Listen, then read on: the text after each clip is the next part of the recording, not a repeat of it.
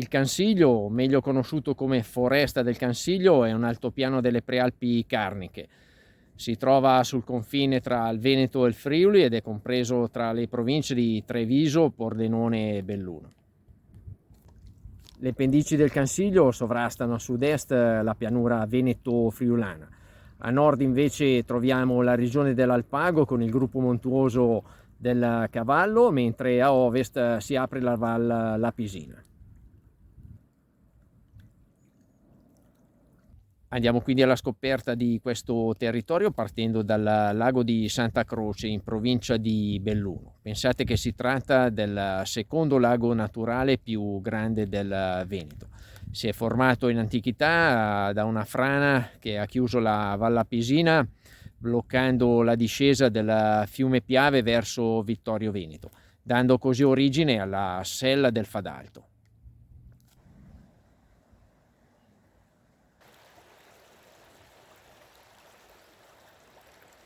Il lago di Santa Croce ha una lunghezza di 6 km e 800 metri e una larghezza di 2. Ha una profondità massima di 44 metri ed è alimentato da due principali corsi d'acqua, il canale Cellina e il fiume Tesa, mentre a sud fuoriesce il suo unico emissario, il torrente Rai. Pensate che il torrente Rai è un canale artificiale lungo circa 7 km. Fu realizzato nel 1770 per permettere la fluttazione del legname dell'Alpago nel Piave e da qui poteva raggiungere la laguna di Venezia.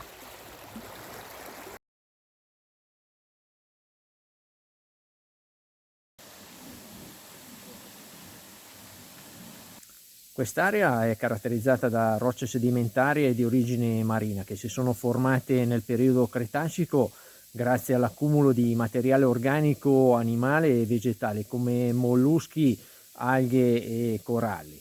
Stiamo praticamente camminando su un antico fondale marino. Le grotte del Caglieron si trovano a sud del Cansiglio, nel comune di Fregona. Questo luogo mette in mostra i vari aspetti geologici di questa zona, che sono caratterizzati dai canyon scavati dalle acque del torrente Caglieron che ha levigato le rocce e in parte dal fenomeno del carsismo che interessa sia il Veneto che il Friuli Venezia Giulia.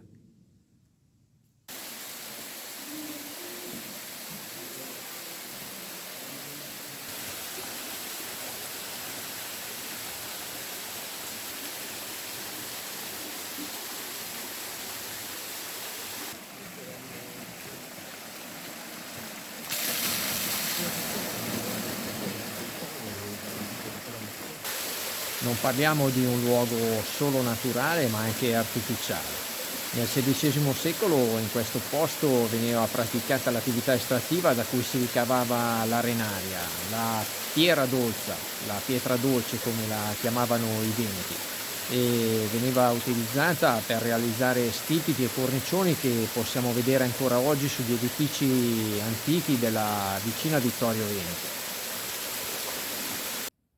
Con l'attività estrattiva sorgeva la necessità di rinforzare le pareti verticali e le solette delle grotte e durante i lavori di estrazione venivano sagomati questi pilastri trasversali che fungevano da sostegno all'intera struttura.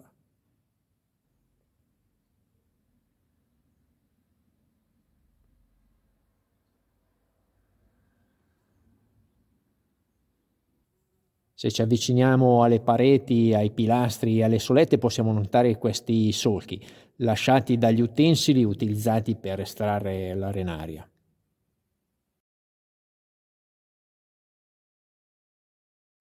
Piancansiglio è una località posta a 1020 metri di quota, è l'altopiano della zona.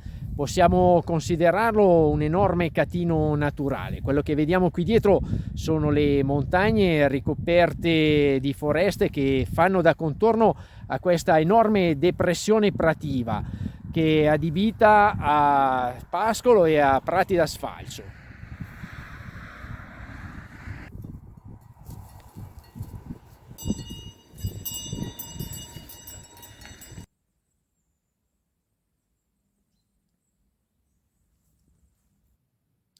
La foresta del Cansiglio conserva una flora molto rigogliosa.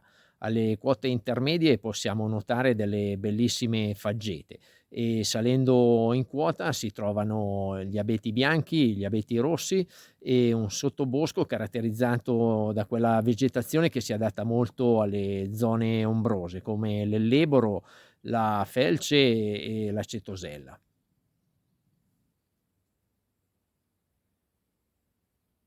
Il sottobosco, soprattutto a fine stagione, è molto umido e le rocce presenti sono ricoperte in prevalenza di muschio.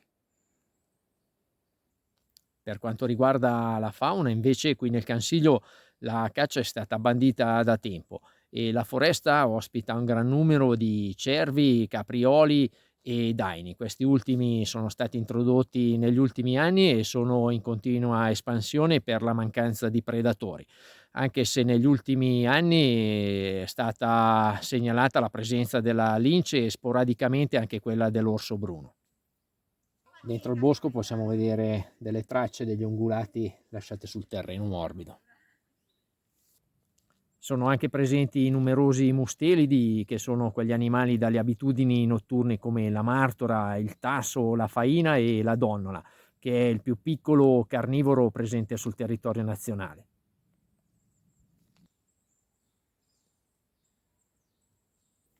Qui vivono anche numerose specie di uccelli autoctone e migratorie. Lungo i sentieri della foresta si trovano queste bacheche che ci informano appunto della presenza di questi animali.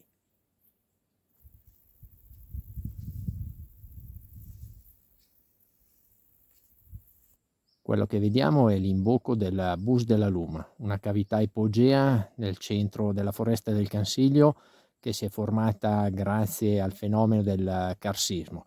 Si tratta di un pozzo profondo 180 metri. Come ci spiega la bacheca qui alle mie spalle, il Bus della Luma ha un nome tristemente collegato all'evento della Seconda Guerra Mondiale, in quanto fu utilizzato come foiba per farvi scomparire i corpi dei combattenti e dei civili catturati in zona.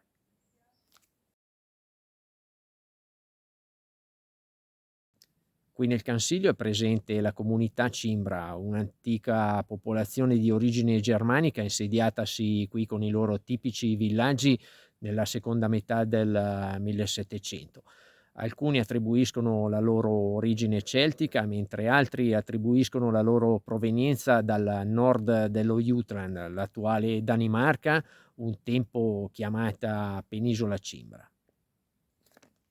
Vivevano soprattutto di agricoltura e pastorizia, ma erano anche abili scatolai. Qui, grazie ai boschi di faggio, potevano trovare la materia prima per realizzare le scatole di legno. Quello che vediamo qui dietro è il villaggio di Vallorc, un tipico esempio delle loro abitazioni.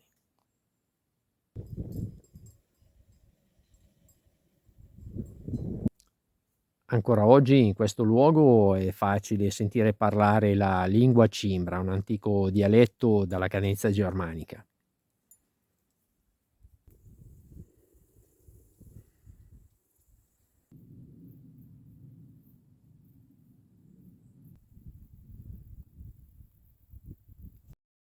Monte Pizzoc, 1565 metri. Siamo su una delle montagne più alte e panoramiche dell'intero massiccio della foresta del Cansiglio.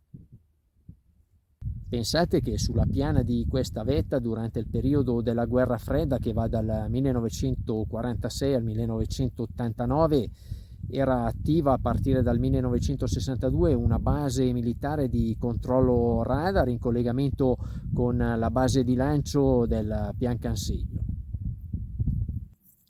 La base militare cessò la sua attività operativa nel 1977, mentre il 31 luglio 1979 venne abbandonata definitivamente.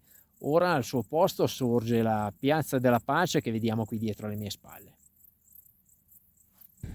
Poco sotto la cima troviamo questo edificio che era di proprietà della Italcementi di Vittorio Veneto. Pensate che negli anni della liberazione, dal 1944 al 1945, era la sede operativa del comando della Brigata Cairoli.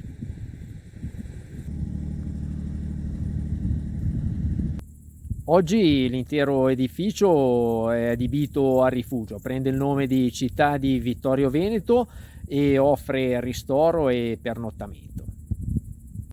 E dal rifugio Città di Vittorio Veneto al Monte Pizzoc concludiamo così questo lungo itinerario nella foresta del Cansiglio.